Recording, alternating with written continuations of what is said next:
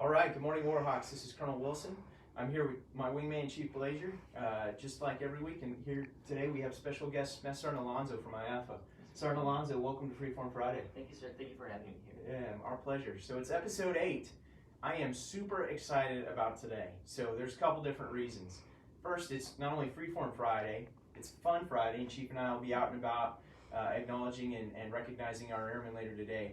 But it's also Football Friday. Yes, Football Friday. So there's a couple interesting games going on this weekend. We're going to talk about. We'll touch base on and break down. But first, I wanted to shout out to the Central Catholic Buttons. My son Kyle is going to be playing out there tonight, 7:30 p.m. They started to open up the stands a little bit. There's social distancing going on, but there's going to be Friday Night Lights here in Texas, and we're a part of it, and we're super excited about that. And nobody does like Texas Friday night. Yeah, Friday Night Lights. No doubts. I've heard it's kind of a big deal. A little bit. I've never experienced it personally. Here I am. I'm psyched. So also there's this. As some of you might know, I grew up in the Denver area.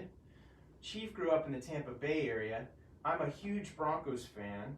He's a huge Bucks fan. And oh, by the way, the two teams are playing this weekend. So we're going to break down that game real quick. So this might be the last Freeform Friday with both of us. Who knows? No, it'll be fine. It'll be fine when the Broncos win on Sunday. No, it'll Well, you are looking for your first one.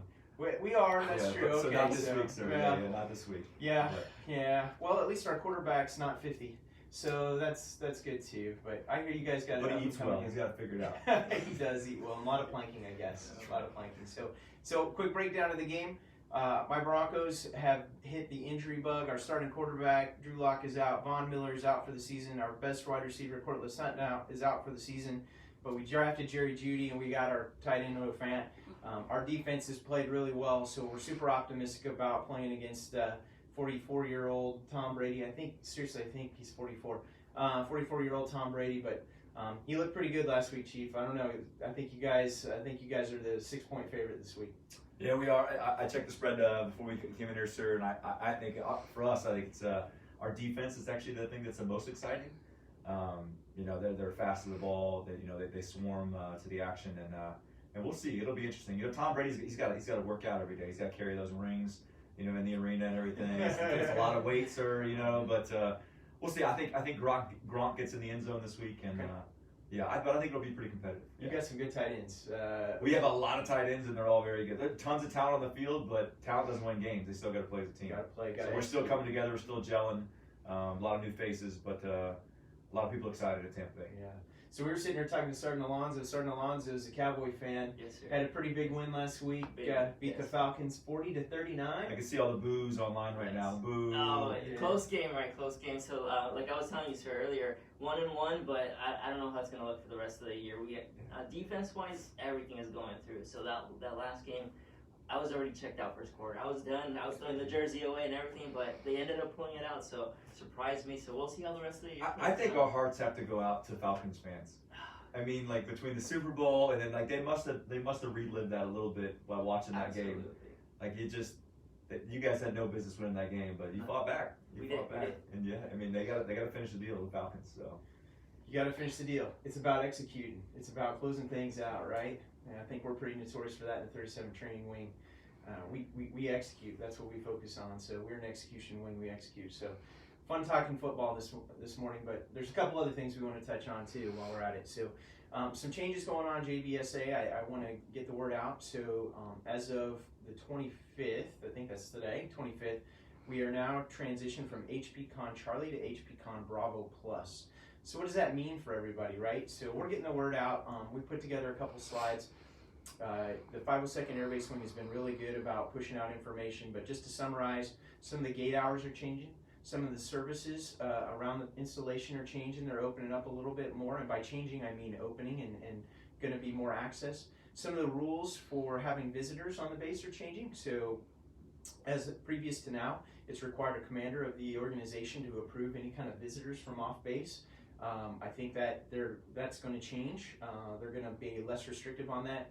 And some of the passenger rules for vehicles, I think that's going to change and look a little bit different too. So don't take that definitively. Wait for official guidance to come out. But I think in general, the base is opening up a little bit more, and I think that's a good thing, Chief. Yes, sir. And I think, the natural question I imagine from people who are watching externally, right, with their loved ones who are here training with us, or, we're continuing to look at the protocols and when we can open up graduation events, whether that's basic training, technical training, and we look at that very, very seriously as a team. And as soon as we're able, we will push that information out there. But I know that's just a natural question, sir, of our families that are out there. It is, and continued signs of hope. General Milley, the chairman of Joint Chiefs of Staff, took an interview yesterday or within the last couple days, and they were asking about, hey, when we start going away from the CDC guidelines and the CDC safety protocols? And the answer to that is when a vaccine is in wide production and being administered across the force and across the country. And General Milley in his interview said, hey, that's still months out, and I don't know how many months. But anybody that watches TV sees there's signs of hope with the vaccine coming out and starting to take place, and some final testing taking place to make sure that that's safe for wide scale distribution. So again, signs for hope, signs of progress in the HP conditions, signs of hope. But like always, the Warhawks aren't waiting. We're moving forward, and along those lines, we've got a senior NCO induction coming up here tomorrow, Chief. You want to mention that and talk about that a little bit? Yeah, big time. So really hats off to our top three a few months back. We were planning on really wasn't forecasted. The event was canceled, and they came and they said, hey, Chief, we still want to do this. We think we can do this. We think we can operate and keep everybody safe and still have an event. So we're doing that this Saturday on the 26th, and I'm super proud of the team. We've got a special guest speaker, an Air Force legend, I'll just say that. And it's such a powerful event to welcome individuals into the senior NCO tier, and we're going to do it. It's not going to be necessarily an open event, but the members were able to invite up to 4 of their guests, and it's going to be great, sir. It's going to be a fantastic event, and it's going to be great just to look people in the eye and celebrate something that again is a special milestone. Yeah, we talk about motivation, we talk about innovation, we talk about where there's a will, there's a way. We had 2 super sharp senior NCOs that had the charter from Chief Blazier, and they found a way to make it happen. And it's going to be a really innovative way to do this, to keep our safety practices in line, but still recognize our airmen. So shout out to Master Sergeant Hernandez and Sergeant Harrison. Absolutely. For making that happen. Excellent. Those 2 airmen got it done. Big credit to them. Yeah, and they would say they're backed up by a phenomenal team, and it's just it's been great to see our Warhawks soar. It is. Can't wait for tomorrow. All right, so around the nation, so we kind of hit on a couple events. We hit on local things. We hit on national things. Supreme Court of the United States Justice Ruth Bader Ginsburg. Anybody that's not living under a rock is aware that she was a tremendous moving force in our nation in terms of equality and inclusivity and just longevity. She served in the Supreme Court for 27 years. She passed this week, and she will be, I believe, the first female to lie in state in her funeral and her funerals today in the Capitol building. Her funeral is not in the Capitol building, but she will lie in state in the Capitol building, and her funeral also happens to be, I think, today as well. So anybody's seen the flags have been at half-mast, our thoughts and wishes go out to her and her family, and more than anything, we just want to thank her for her service, and that's what it's all about. It's all about service to our nation and feeling that passion for service, for love of your country. And so I know everybody in this room feels that way, and so just our thoughts go out there, and thank you again for your service, RBG. All right, so now we'll go back to local. We had some pretty cool announcements this week. We had some new staff sergeant selects around the wing, Chief. Yes, sir. So despite there were some delays in testing, COVID actually impacts the testing cycles and the tests getting to APC. So APC is still really working hard on that. There'll be some individuals, some more tests, but we had 4 selects in our wing, and I will say, sir, it's one of those cases too, and I want other people out there who weren't selected to know that doesn't mean the Air Force doesn't recognize you. It doesn't mean it's not valued. But we did have 4 selects who will be joining the NCO tier. Sir, I know you got the names over there, but again, we just want to say congratulations. Big deal. We talked about entering the senior NCO tier, but becoming an NCO and becoming responsible for someone else. Sergeant Alonzo, I know you remember that from going that senior into that staff sergeant. It is a massive role in kind of shifting how you serve and how you now represent the Air Force to someone else and raise someone else up, sir. But if you want to read the names off, sir. Yeah. So we've got Staff Sergeant Select Osborne from the 343rd Training Squadron. We've got Staff Sergeant Select Schoen from the 737 Training Group. Staff Sergeant Select Thomas from the 323rd Training Squadron, and Staff Sergeant Select Gulna from the 737th Training Support Squadron. So congratulations to all of you. So it's pretty cool. All within 1 week, we get to recognize in different ways upcoming senior NCOs and upcoming NCOs and our enlisted force and our enlisted leaders around this wing. That's really awesome. The other thing, though, is while we recognize our military, we also had some pretty cool announcements with our civilian airmen this week. Over in DLI ELC, we had Miss Katie Breedlove, who was selected for Air Command and Staff College online. It's a master's program, accompanied with a master's program. So congratulations, Miss Breedlove. And we also had Mr. Aaron Deutsch from DLI ELC, who was selected for in-residence Squadron Officer School for FY21, for school year 21. So congratulations to our civilian airmen for their accomplishments as well. So awesome week when you can recognize your military airmen and your civilian airmen at the same time. So Chief, we always come up with a topic. We always come up with a theme for every Freeform Friday, and this week we've selected technology, right? Technology. And so this week, what made me think of technology, kind of the catalyst for that, my inspiration was this week DLI ELC was selected to brief the Innovation Summit, the Air Education and Training Command Innovation Summit. And that was pretty cool because DLI ELC, they leverage technologies to innovate, right? So there's difference in innovation and technology, and sometimes people get those confused. Technology is a tool, innovation is a process, right? There you go. So they use technology to innovate, and so when COVID started back in March, they recalled all of their military training teams from all over the world. They brought them back in and they said, hey, we are used to being out and training out in the world. DLI ELC's mission is training English language proficiency to our partner nations and also to some of our soldiers that we recruit into the armed forces. But they're all over the place. They recalled everybody, and they just very quickly transitioned to a virtual platform, and they were able to provide that English language proficiency around the world, but they did it virtually. So they leveraged their learning training detachments around the world, and that's small footprints they had, but they had to recall the big populace. And so now here we are. We've used technology, and we've come up with a new process where we've been able to essentially achieve similar effects, not exactly the same, but similar effects through technology and not having to do it in person. That's probably something that will stay in perpetuity forever. So we have Matt Sergeant Alonso here, and so everybody's probably going, hey, Sergeant Alonso, how do you pick Sergeant Alonso? Well, one, he's just energetic, outgoing, a good-looking guy, right? But two, while we have technology, sometimes the technology creates second and third order effects that we can't see. And so all of our children, those of us with children, have been in virtual training, virtual school, because the in-person school has been very limited.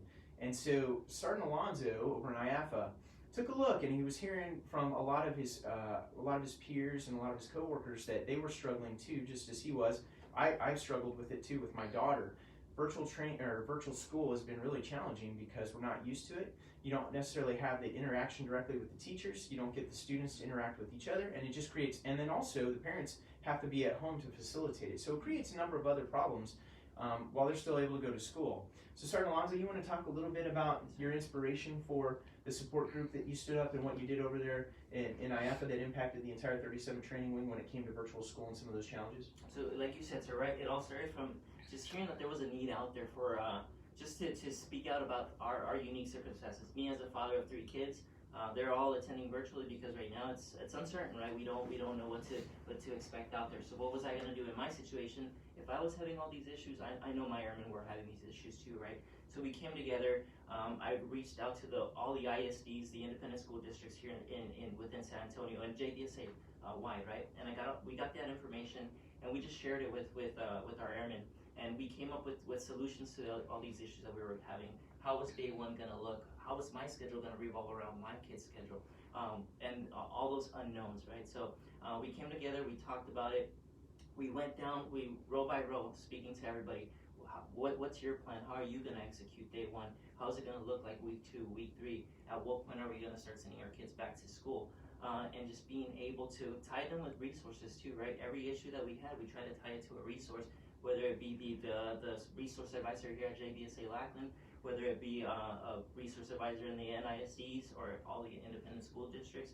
and then just we came back after a little bit and just we shared our after actions, right? How did first day go? Because NISD, they had a huge issue where everything shut down day one. I was trying to redirect emails from teachers and just linking with Zoom calls and all this stuff. So we all shared our processes. What am I doing? What are my staff sergeants doing? And we just kind of learned from that to just be better together, right? We solve these problems as a family and we attack it that way. If I could add on that, if you unpack his story, it is just a great example of leadership, right? In my opinion, and you weren't tasked necessarily to do it, right? The Air Force didn't, we didn't stand up a team and necessarily appoint you, but I think you looked and you saw a need, right? Yes, sir. And a lot of times, we have all seen the stress that our families are going through individually, on this. But I think it's a perfect hallmark of leadership is you kind of say, hey, I know I'm going through this. There's probably someone else who's going through this. And it just shows the strength through community, right? To learn and to adapt together, to not feel like you're alone, to share lessons quickly, to link resources. Because there is actually a lot of resources out there, but it's just, there's a lot of info out there too. So sometimes you just can't make sense of it. So when you have that kind of community that says, hey, let's break it down, and whether it's building blocks or whether it's quick, tangible lessons, it makes a huge difference, right? And we just appreciate you stepping up to lead and help your teammates.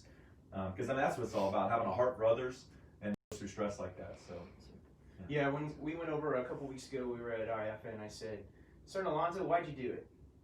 And he just kind of looked at me and he was like, are you crazy? He's like, I did it because it needed to be done. Yeah. I did it because we were struggling. I did it because people had needs and we needed to work together to find creative solutions that weren't necessarily inherently out there. So, and he had to come to work, but he needed to make sure his 3 children still had school. So, Nisa and I, we face the same thing with Claire at home.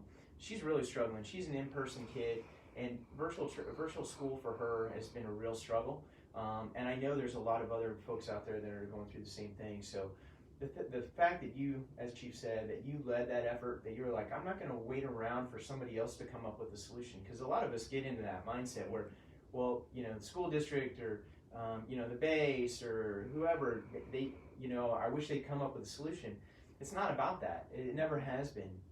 It's about finding creative ways that you can help make things better. And then as you get more resources, you get more people involved, you get more people engaged, suddenly it kind of transcends the issue and it becomes a partnership that we all succeed together, right? And that's what it's all about. And that's what I love about the United States Air Force is senior NCOs like Sergeant Alonzo out there doing things like that. So, Sergeant Alonzo, you have anything else you wanted to say? You want to say anything, Guy, or anything else about the other participants that helped grow the support group? A big success of it came from leadership, right? They empowered us. They allowed us to look for these opportunities. My commander, he tells me that if you're going to come up with a problem, come with a solution. And that's exactly what this was, right? We had all these issues at the lower level. What is a solution? How can we attack this problem? Because if you just sit there and you complain, nothing's going to get done, right? And the last thing that we wanted was for one of our children to fall through the cracks, and then we have bigger issues that way, right? So we were able to address a lot of the issues, and then, like I said, we came back, and I think we're doing much better for it now. So. That's great. That's awesome. That's awesome. All right, so our theme here was technology, right? So he used technology. Well, so technology was used for the betterment of everyone through innovation, which created additional problems, unforeseen problems. But it wasn't innovation that fixed it. It wasn't innovation that came up with solutions. It was human. It was the human interaction, the human process, human connection. That's what it was, right? And that will always be the case. We can talk about technology till we're blue in the face. It's always going to take airmen to get the job done, right? And so I think about that. I had a boss, Chief Sergeant Alonzo. I had a boss. His name was one of my very dear mentors, retired Major General Tim Byers. And he came up with, and I don't know if he came up with it, but he said all the time, he said, high tech, high touch. High tech, high touch. And I was like, sir, you talk about that, and what do you mean by that, high tech, high touch? And he said, well, even back, this was probably 10 years ago, he said, even back then, we're going into electronic EPRs and electronic feedback forms and electronic this, and in order to get this process done, you got to go online and submit your application online, and it's all great. He said, but what's happened, in doing that, it stopped forcing us to actually sit down, look at each other, and talk about problems and talk about things. So as we continue to use higher forms of technology, we have to make, as leaders, a more overt effort to come together and address those second and third order impacts that aren't as good. And we have to be more overt because the process doesn't force us to do it. So sitting down, looking your airman as a first line supervisor in the eye and giving them feedback, direct feedback, there's nothing like it. It's the thing that makes our Air Force go, and it's the thing we can never get away from. So while we're in this environment where we have Zoom calls and Teams and everything else under the sun, that's all well and good, but there's still a need to get together and talk about things in person and directly. Yeah, certainly. And I think, we all, we're seeing different generations exposed to technology in a different way, right? And I think on this particular topic, we have to recognize too it is you have to be intentional about it, to put down the device, and you can enable technology. Like there's absolutely a thing where it can help you build bridges, but it won't do it alone. And as human beings, I had somebody that brought this up. What is the harshest form of criminal punishment? You guys know what it is? Isolation. It's isolation. Right? It's actually, it's isolation when they put someone in, and sometimes we can do that to ourselves if we're just stranded with a device. And I think we all have to recognize, we all need that, no matter how successful you may be, young or old. It's just what we need as human beings. We truly do. So I think it's whatever that looks like to you, whatever that is. I think it's one of those things where we have to just continue to be knowledgeable of that and not let that drive what we do. That's right. We should use that to better our lives and not necessarily count on it for everything we do. It's funny. I think about my home life and my family, and my 15-year-old son. He's hanging out, and we've got a little office at home. And I'm like, "Hey, bud, what are you doing?" And he says, "I'm hanging out with my friends." And I'm looking at him. I don't see any friends. I don't see anybody in there. Sure enough, he's got the headset on. They're having a great time. I don't resent that. Mm-hmm. I think it's good, especially as a military kid. It's really tough. You move every 2 to 5 years. And my son moved his senior year, and he had that same network, and it never skipped a beat for him. So he was just played with the same group online. And that's right. And that's exactly what we moved my son, my oldest son, between junior and senior year. Mm-hmm. Really tough move. But the one thing that he always had was his friends back in Washington, D.C. area that he could rely on. And even to this day, he's a junior in college, going to the Citadel. He still hangs out with the same group. That's great. But what I always continue to urge them to do is you still have to meet friends at school. You still have to personalize at school. One son's playing football, one son's going in residence to college. So we just have to continue, again, make that very overt effort, that very deliberate effort to keep them growing in a healthy way so that they're not just sitting in the office. So, all right, so technology. Anyway, we talked a little bit of technology. Usually Chief and I recommend a book and a movie. Chief, what do you got for us in terms of recommendations on the subject of technology? You got something pending too? Because I'm going to come to you after this. Okay, all right, here we go. So for me, this is actually, in my last job, I was kind of awoken to this, is that, the world is transforming. I mean, technology is shaping a kind of a revolution, digital revolution. A lot of algorithms, a lot of processes. You look at big corporations that don't exist anymore because they didn't adapt. So what I would tell everybody to do, if you haven't paid attention to the transformation with algorithms and how that's affecting data processing and weaponeering and warfare and everything else, but Machine Platform Crowd. And the actual, the title of the book is Machine Platform Crowd, and it talks about harnessing our digital future. So that's by Andrew McAfee and Eric, I'm going to mess this up, Bjorfson. But it's really fascinating, is talking about the shift from machine to platforms having access to the crowd of data sourcing and how that is affecting our world. Whether it's, if you look at Amazon, if you look at some of these bigger corporations. So I'd encourage you to check that out if anybody's kind of a futurist and wants to see where things are going and getting ahead of that. And then the movie that I would recommend is pretty fascinating too, from a kind of global strategy thing, and that's actually so AlphaGo. Do you guys know what the game Go is? So you know what it is? So it's the Chinese based kind of, it's really popular in China, but you have checkers and then chess, right? But Go is even a more complex game. You've probably seen it, where it's just small circular pieces, white and black on a square board. But what it talks about is there was a corporation that was on a mission to have a computer to beat the world champion of Go, which is really a game that is deep in Chinese national kind of culture, and they actually had a 5-year plan to do this. And there's a documentary on Netflix, you can check it out. It's called AlphaGo, but they actually beat that world champion because it learns. So the computer by itself autonomously learns, and they were able to do that much faster than they expected, and that actually sent a shockwave into China and how much they invested into AI and other things. But I would just encourage you to kind of check it out and realize, there are autonomous machines. Because even talking about innovation, some people don't realize that there's layers to it, right? You can't just say one thing is autonomous and robots and everything. But I think you should pay attention, especially in what we do, as far as from a national defense perspective. But I would check out AlphaGo. It's kind of interesting. There's been a lot of media coverage on that kind of thing with regard to our fighters and our air power and air power dominance. So a lot of articles out there. I'm not fully tracking it, but I know that they're using artificial intelligence to try and help better train our warfighters too. So pretty cool. All right, so my book is a little bit different. It's actually kind of a kid's book, but it's a good read for adults too. It's called Sir Machinery, and it was written back in 1970 by a guy named Tom McCowan, and it's got a little bit of a cult following. I remember reading it as a kid, and it had a huge impact on me. I love the book, and it's kind of a mix in sci-fi and fantasy. So the theme is it's very early on artificial intelligence, and this inventor builds this AI platform. It's a robot essentially, but he's able to think and adapt, and lo and behold, this evil on this fantasy side, this evil force is trying to take over the world at the same time, and Merlin the magician is fighting the force, and he comes into partnership with this artificial intelligence, and a human being cannot wield Excalibur for some reason, and so because there's nobody worthy or something along those lines, so they use the artificial intelligence. His name is Sir Machinery. He's a robot to wield the sword and to win the day. So again, kind of coming together between humans and technology.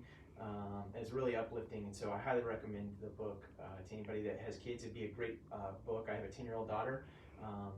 I need to read it to her, but I read it to my 15-year-old son when he was 10. We went through, and each night we read a chapter. It took about a week. It was a pretty easy read, but it's good. The movie is Alita Battle Angel. I don't know if you always come with like the ones that.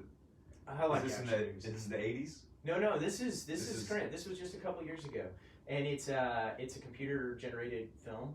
And so the concept is there's a lonely old man, and he's an inventor, a builder kind of thing, and he builds himself a daughter. He finds some artificial intelligence parts and he builds himself a daughter. It's sort of like the Pinocchio story.